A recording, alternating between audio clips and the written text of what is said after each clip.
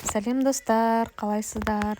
Таңертеңгісін ерте тұрып осылай нан ашытқанмын, пирожкилерімді пісіріп алдым. Жартысы пирожки, жартысы беляши, фаршпен және картошкамен жасадым. Далада ауа райы жаңбырлы, бұлтты болып тұр. Қазір осылармен шай ішіп аламын. Одан кейін Айшаны сабақтан алып келіп, клубникаларымды тазалап, шуып, кеше алып келгем. Далаға қойып қойғам, бұзылмай, еш нәрсе болмай жақсы тұр екен. Қазір осылар жақсылап жуам, бірақ мусоры көп екен, бірнеше қайтара жуу керек, біраз уақыт алады. Содан кейін тазалап, қазір көрсетем сіздерге не қатырғанымды. Бұдан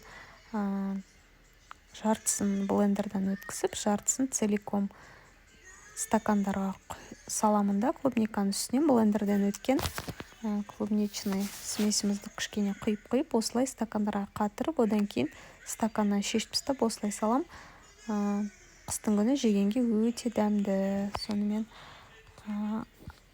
Айтөрені садиктен алып келуге Айша екеуміз келіп, Айтөре логопедте екен. Айша ішіне кіріп алып, кішкентай кезінде садикке бармаған, қазір садикке баруды армандайды ғой.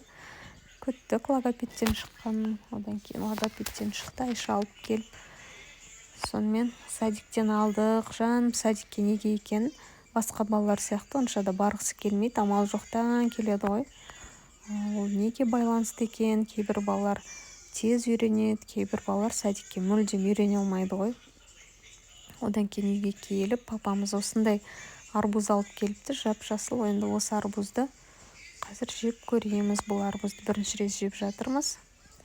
Биыл күзде біз арбуздың түрін жедік, бірнеше түрін.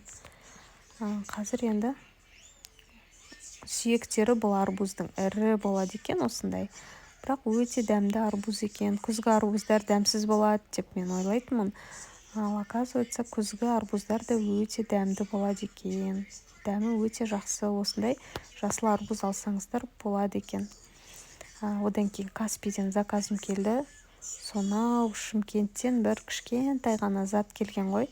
Мен оны заказ бергенде қай-қалай екенде қарамаппын, бірақ өте тез келді, 2 күнде.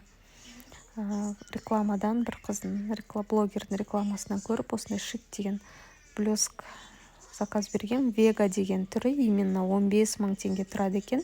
Мен скидкамен 10 мыңға заказ бердім.